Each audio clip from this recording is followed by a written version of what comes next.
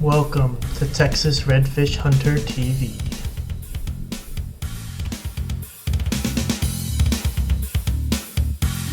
Alright, so today I'm going to be doing a kayak review of my Ascend kayaks from Bass Pro Shops. A bunch of you have asked me to do it, so I decided it's about time. I've had them for a really long time, so I can give you a really comprehensive, complete overview of what these kayaks are all about. The FS128T costs $750 from Bass Pro Shops, and the FS12T is $550 from Bass Pro Shops. So they're very reasonably priced entry-level kayaks.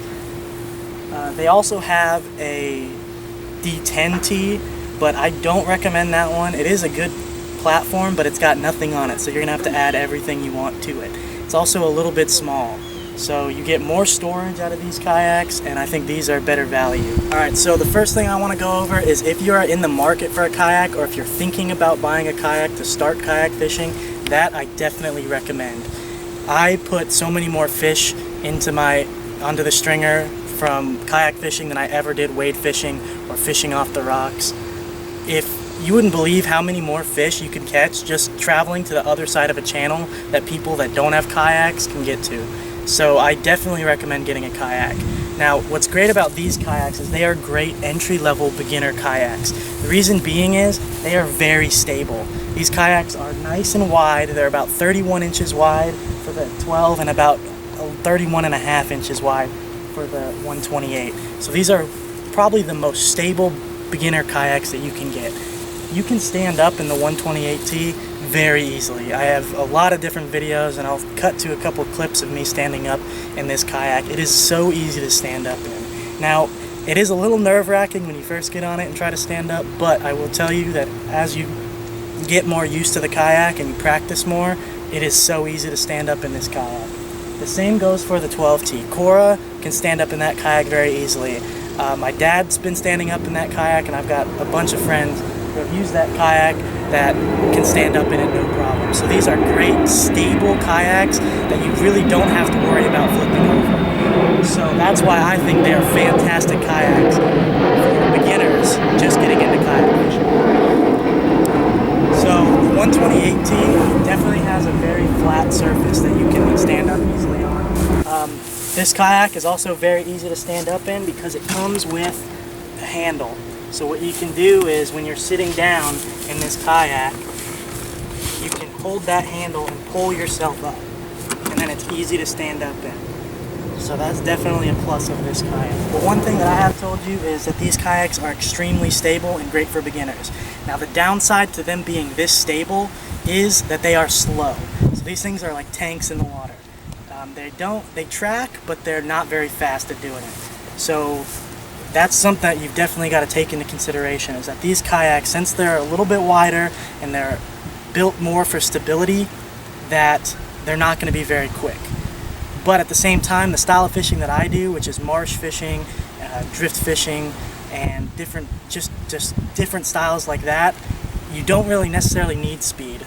So to me, that wasn't a big factor. But if you're looking for a kayak that's going to be fast, I don't think these kayaks are for you, because these kayaks are definitely not fast. But they are the most stable kayaks that I've ever been on. Again, it has a lot of storage. So there's 4 different storage compartments, a way to get into the hole. Now the downside to that is it does let water into this hole. So this thing will take on water, but I've never had a problem to where I've had to stop fishing because I've taken on too much water. But every time you get off the water, you're going to want to drain it because it makes it a lot heavier. Now another difference between the FS12T and the 128T is the 128T is much heavier.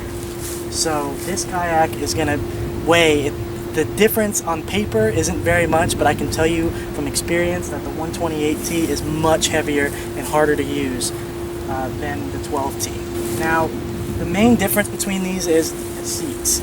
So this seat on the 128T has 3 different settings. There's a high setting, a medium setting, and a low setting that you can put into.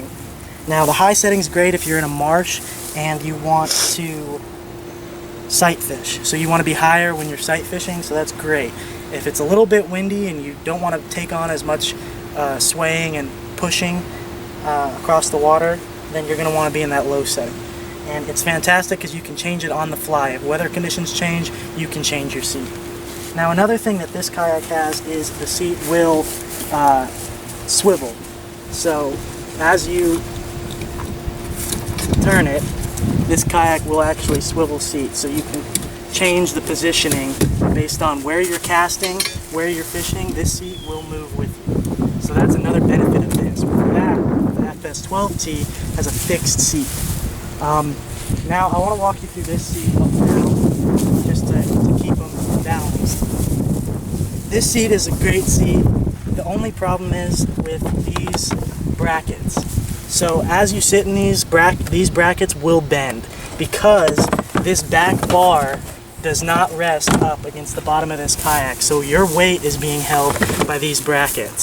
So these brackets will actually bend. But, so that kind of makes it a little bit difficult to put in sometimes. But at the same time, there are ways of fixing this. There actually is a video that I've seen on YouTube of a guy who shows how to fix this problem on his kayak. So another thing about this seat is you just got to be careful with these straps, because these straps will come undone if you put too much pressure on them. So that's something that you need to watch out for with this seat. Alright, so another difference in these kayaks is this 128T has 4 rod holders. So it's got the 2 rod holders up top and the 2 rod holders in the back. The 12T has the 2 rod holders in the back. Now, that's not really that big of a difference, because I only usually put maybe my net up here in these rod holders, because when you're sitting down in the kayak up here, you do have to get up and go over to your rod if it goes off. So it's definitely nice having extra rod holders, just more for keeping them, keeping more rods in your kayak at the time, but it's not really a necessary step, I don't think. So that's why I think this kayak is still a great beginning kayak.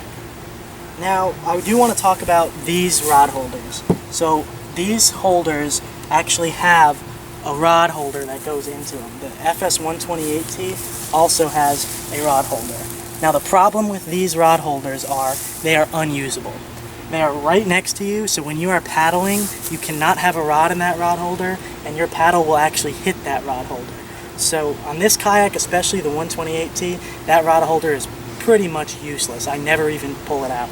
This one does not get in your way when you're paddling. It's a little bit farther forward, so this one is definitely usable on the 12T, but again, it kind of gets in the way if you actually have a rod in that rod holder while you are paddling. So what I like about the 12T is it does have a little bit of a sit-in feel.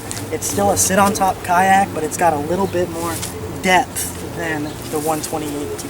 So I fit a cooler right here very easily. You can still put your crate back here. Don't have the access to the hole, but honestly, in this 128T, I don't even use the back access to the hole anyway. So it's not necessary for that to be accessible. So that's why I also like this kayak. So again, this one is a little bit more depth. So this compartment is raised up off of the bottom. This means that not as much water is going to be getting into this kayak as much as this kayak. So this kayak does not take on water like this kayak does. It's still a smart idea to drain it after you get out, but it definitely takes on less water than the 128T. Now, I think the biggest difference in these kayaks is the anchor trolley. So the 128T comes with an anchor trolley. So this, you can move your anchor around wherever you need it to go. So whether you need it to go back or you need it to go forward, you can put this anchor wherever you need it to be. So that is definitely a plus of this kayak. It's definitely not great that it's not on that kayak, but Yak Gear sells this anchor trolley for around $30. So this kayak is $200 more expensive than that kayak, but you can add a $30 accessory to that kayak and add it that this kayak does come with and make it that much better. Alright, so both of these kayaks come with the paddle holder. So both these kayaks will hold your paddle. It's definitely awesome to have on your kayak. It definitely comes in handy, keeping your paddle out of the way when you're fishing, but easily accessible when you're ready to paddle. So all in all, with these kayaks, what I do want to say is they are fantastic kayaks. They are great for beginners, and I definitely recommend these kayaks to anyone. Again, at Bass Pro Shops, this kayak is $750 and this kayak is $550. Now, I got these 2 kayaks a long time ago, and my parents ended up buying 2 kayaks, and I advised them to just buy 2 of the FS12T. So this kayak is $200 less expensive, and I think is a better value. You can add the $30 anchor trolley to that kayak and still make it cheaper than this kayak. That doesn't mean I don't like the 128T. It's got a lot of benefits, but at the same time, this kayak, the FS12T, does everything the FS28T does, but it's $200 less expensive.